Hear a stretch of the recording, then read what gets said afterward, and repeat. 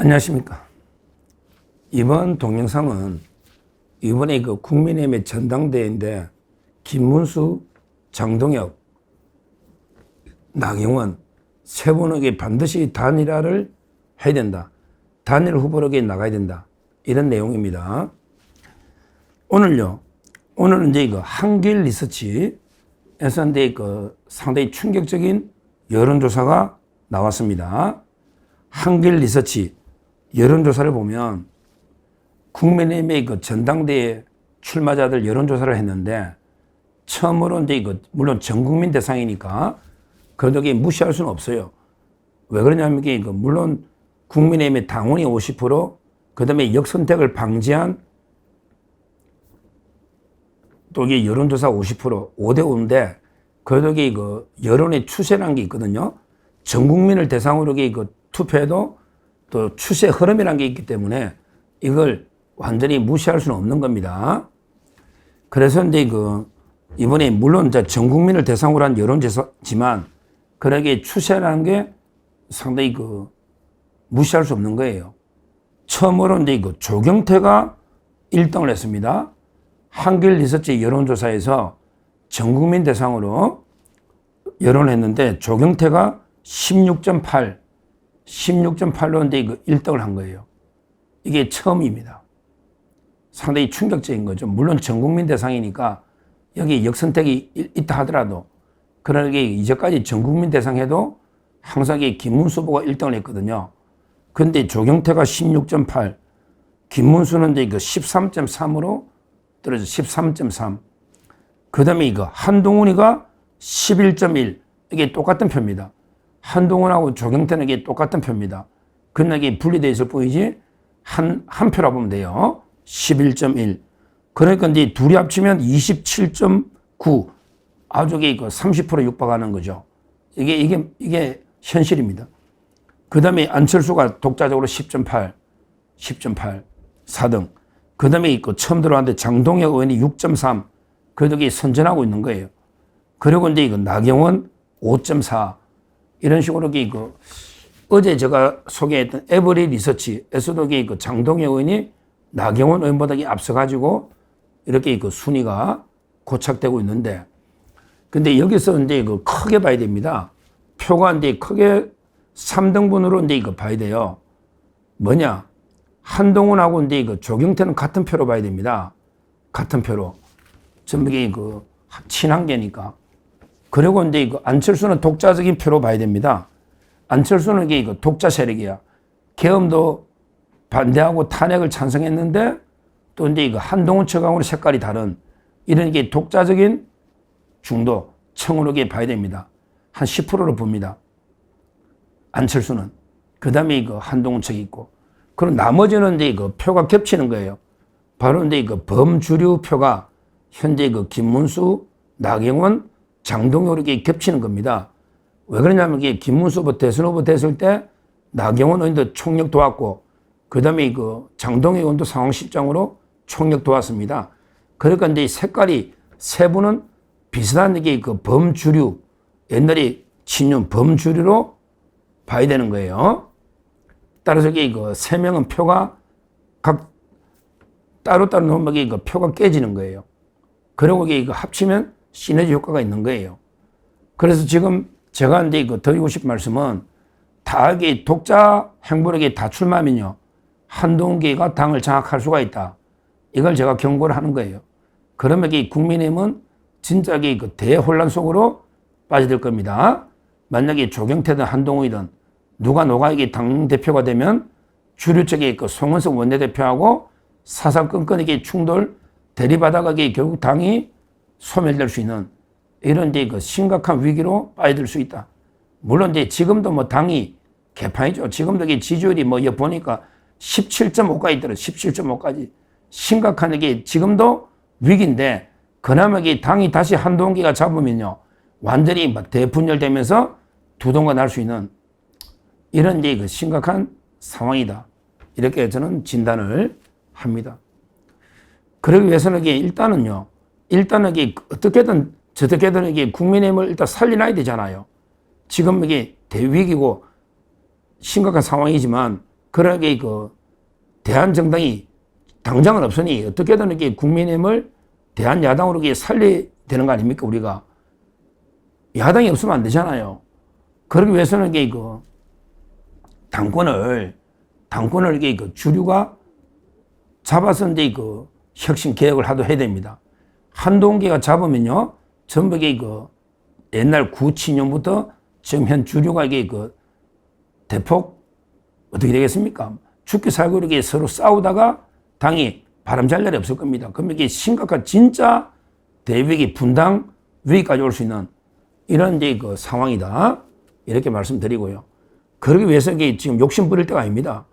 김문수 후보나 장동혁, 그 다음에 그 나경원, 세 명을 이게 어떻게든 뭉쳐야 됩니다.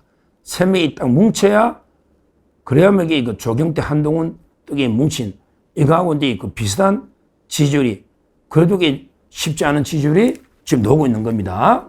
나오고 있는 거예요. 심각한 문제입니다. 지금 장동혁 의원인데 그 출마 선언이 아직 본격화도 안 됐기 때문에 그래도 지지율은 상당히 선전하고 있는 겁니다. 출마 선언도 안 한 상태에서 6%대 넘으면서 나경원 의원하고 앞지르고 있으니 이 상태에서 이제 그 나경원 의원이 독자 출마는 저 쉽지 않다. 이렇게 봅니다. 그러면 이게 도와야 되고요. 그러면 이제 그 김문수 후보, 장동혁 의원이 있는데 제가 보기에 김문수 후보가 상당히 그 지지세가 어떻게 보면 이게 하락세예요. 처음에는 이게 그 압도적으로 앞서다가 지금 이게 야금야금 지지율이 떨어지고 있잖아요. 그건 왜 그러냐면 이게 그 윤석열 대통령과 절연을 이야기하면서 우리 그 강성 보수 세력, 아스팔트, 여기서 이게 많이 실망해서 지금 정가원 목사 측이나 거기에 유튜버들 보면 김문수 후보 엄청나게 비판을 하고 있습니다. 그리고 이제 그 범친윤, 주류 쪽에서도 그 김문수 후보 대해서 여러 가지로 또 비판적인 목소리를 많이 내고 있어요. 그래서 이게 추세나 이런 거 보면 이게 장동혁 의원이 오히려 이제 젊고 어떤 미래지향적으로 지금 지지율이 좀 뜨고 있는 이런 상태이기 때문에 누가 이게 그 후보로 나서야 될지는 모르겠는데, 저 개인적으로는 이게 그 장동혁 의원이 오히려 우상향으로 이게 그 상향세고, 김문수 후보는 이제 그 대선 이후에 지지율이 계속 빠지고 있는 이런 상황이 아닌가, 이렇게 분석이 객관적으로 됩니다. 하여튼 중요한 거는 김문수 후보든 그때 또 장동혁, 나경원이 김문수 많이 도왔잖아요. 서로가 갈랐을 이유가 없다. 저는 이렇게 보고요. 세 분이 어떤 식으로든 잘 이게 그 연합을 해서 전략적으로 이게 그 후보, 단일 후보를 반드시 내야 된다. 서로에게 어떻게 역할을 분담하든 간에 단일 후보를 내가지고 어떻게든 이게 그 한동훈, 조경태 연합을 꺾어야 된다. 이렇게 저는 봅니다. 지금 벌써 이게 그 친한동훈계 뭐 방송 유튜브나 보면 아주 이게 막 고무돼가지고 축제 분위기예요. 야, 조경태가 이제 그 단독으로 1위다. 김문수도 끝났다. 단독 1위다.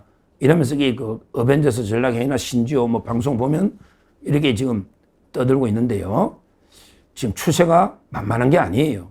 지금 여러모로 그 김문수 후보가 아주 고전하고 있는 건 사실이에요. 한번 보시면 알 거예요. 그 광화문 쪽에 정가원 목사님이 대선 때 전폭 밀었지만 그 이후에 윤석열 대통령 계엄이 뭐 잘못돼가 절연해야 된다. 이 반으로 엄청나게 고전하고 있고, 그 다음에 그 범주류 측에서도 대선 때 그 단일화 하는 이 앙금이 그대로 남아있는 거예요. 그리고 김문수 후보 자체가 너무 떠물들이면서 좀 이게 시원시원한 행보를 보여야 되는데 계속 그 여론과 눈치 보면서 나올 건지 안 나올 건지 계속 애매모호하게 이런 태도를 취하니까 거기에 좀 실망한 여론도 있고요. 그걸 떠나서 이게 이제 뭐 김문수 후보가 과연 이게 5년 뒤까지 대선 후보로 책임질 수 있느냐. 뭐 여러 가지 생물학적 나이도 있지만 또 기존에 그 원래 정계 그 경기도에서 끝나고 15년 이상 공백이 있었잖아요. 근데 이번에는 여러 이제 구도상 후보가 됐지만 또 이게 진짜 원래는 이게 살짝 정계 은퇴하다시피 한 거 아니냐. 그러니까 이제 그 다시 지방선거나 차기 대선을 후보로 띄고 총선에 승리를 이끌 수 있느냐. 이런 이제 그 회의적인 시각도 많이 있는 건 사실입니다. 그런 게 그 방송들 보시면 알 거예요. 그래서 이제 그 요즘 다시 장동혁 의원 어제 회의도 했지만 중심으로 새로 한 번의 리더십을 한번 젊은 리더십으로 한번 가보자. 미래 리더십으로 가보자. 이런 게 논의가 많이 있는 건 사실입니다. 하여튼 뭐 그거는 제가 뭐 누구를 특별하게 지지한다는 떠나서 지금 심각한 상황이다. 물론 이게 국민의힘이 아무리 미워도 이게 지금 유일한 대한야당 아닙니까? 그래도 이게 107석 가진 유일한 야당이니까 우리가 해초리를 들 때 들더라도 일단 이게 그 당은 살려놔야 되지 않겠습니까? 저는 그래 봅니다. 아무리 우리 자유파 여러 당이 있어도 아직은 이게 국민의힘을 어떻게든 이게 재건하고 살려내야 합니다. 그러기 위해서는 이게 그 새로운 리더십으로 이게 그 전면 개편해가지고 한번 이게 새 출발을 해보자. 이렇게 보고. 그래서 제가 장동혁 의원을 계속 주목하고 방송을 했던 건데 지금 조경태, 한동훈의 그 지지세가 심상치 않고 지금도 그쪽은 계속 당원 모집 운동을 하고 있지 않습니까?